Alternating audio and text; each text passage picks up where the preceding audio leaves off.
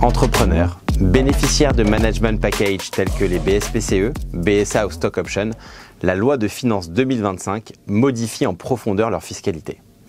Désormais, les gains sont plus souvent imposés comme un salaire, une nouvelle contribution de 10% est instaurée et un ratio de performance financière vient limiter l'accès au régime désormais exceptionnel des plus-values mobilières. Mais ce n'est pas tout. Le gain d'exercice des BSPCE, qui bénéficiait jusqu'ici d'une fiscalité allégée, fait désormais l'objet d'un régime plus strict, avec un traitement fiscal différent selon l'ancienneté du bénéficiaire dans l'entreprise. Alors, comment ces nouvelles règles vont-elles impacter vos gains ? Peut-on encore optimiser sa fiscalité ? C'est ce que nous allons tenter de voir ensemble.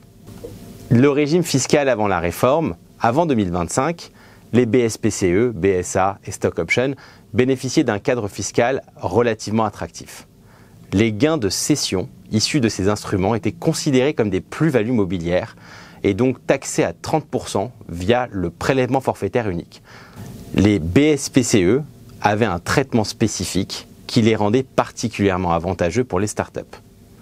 Le gain d'exercice, c'est-à-dire la différence entre le prix fixé lors de l'attribution du bon et la valeur réelle des actions au moment de l'exercice, n'était pas immédiatement taxé et bénéficiait d'une imposition réduite en cas de cession après 3 ans d'ancienneté.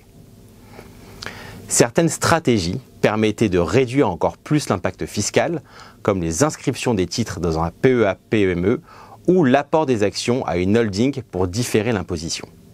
Mais avec la loi de finances 2025, ces avantages sont en grande partie supprimés ou fortement limités. Qu'est-ce qui change ? Avec cette réforme, plusieurs évolutions majeures viennent alourdir l'imposition des bénéficiaires de BSPCE, BSA et Stock Option. La première est la taxation du gain d'exercice des BSPCE. Désormais, le gain d'exercice des BSPCE est requalifié en avantage salarial, mais conserve un régime fiscal spécifique selon l'ancienneté du bénéficiaire dans l'entreprise. Si le bénéficiaire a au moins 3 ans d'ancienneté dans la société à la date de cession des titres, alors il y a une imposition à un taux forfaitaire de 12,8%. Et également les prélèvements sociaux sur le revenu du patrimoine à 17,2%. Si le bénéficiaire a moins de 3 ans d'ancienneté à la date de cession des titres, alors l'imposition est à un taux forfaitaire de 30%, sans option possible pour le barème progressif, ainsi que des prélèvements sociaux sur les revenus du patrimoine de 17,2%. L'autre point est la requalification des gains de cession en traitement et salaire. BSA et Stock Option sont désormais automatiquement requalifiés en traitement et salaire et donc taxés jusqu'à plus de 47%. Il y a enfin l'instauration d'une contribution salariale libératoire de 10%. Une nouvelle taxe de 10% s'applique sur le gain d'exercice, en plus des autres prélèvements existants. Cela amorce donc la fin des stratégies d'optimisation fiscale. Les titres issus des management packages ne pourront plus être logés dans un PEA. Et le report d'imposition sur l'apport à une holding est supprimé. Ces gains ne pourront donc pas bénéficier des régimes différés d'imposition prévus par les articles 150 et suivants du Code général des impôts.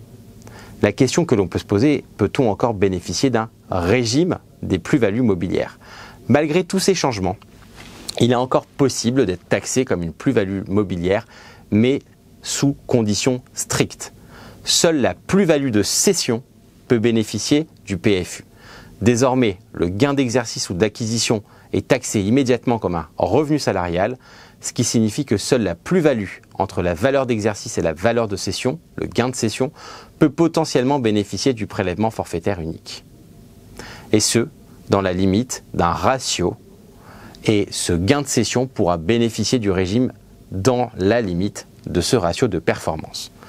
Le ratio compare la valeur de l'entreprise à la cession avec sa valeur au moment de l'acquisition. Et seule la fraction du gain correspondant à 3 fois cette croissance pourra bénéficier du PFU à 30%. Au-delà, l'excédent sera requalifié en salaire et donc taxé jusqu'à 47%. Il y a donc des conséquences importantes à prendre en compte. Avec cette réforme, la taxation des management packages devient plus lourde, plus immédiate, rendant l'optimisation plus difficile. Les entreprises et startups devront donc s'adapter et adapter leur plan d'intéressement afin d'anticiper l'impact fiscal pour leurs talents clés. Pour les bénéficiaires, l'optimisation va passer désormais par plusieurs leviers. Bien anticiper l'imposition du gain d'acquisition, qui sera désormais taxé immédiatement, et optimiser le moment d'exercice et de cession des titres pour maximiser la part soumise au PFU.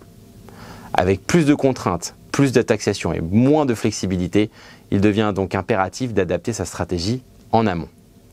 En conclusion, la loi de finances 2025 change radicalement la fiscalité des management packages. Désormais, le gain d'exercice des BSPCE est taxé immédiatement, les BSA et stock options sont requalifiés en salaire et un ratio de performance financière limite l'accès au prélèvement forfaitaire unique. Le nouveau cadre fiscal et social des management packages soulève de nombreuses interrogations et d'incertitudes. Et donc à ce stade, en attendant les commentaires et les différentes précisions, il faut rester prudent.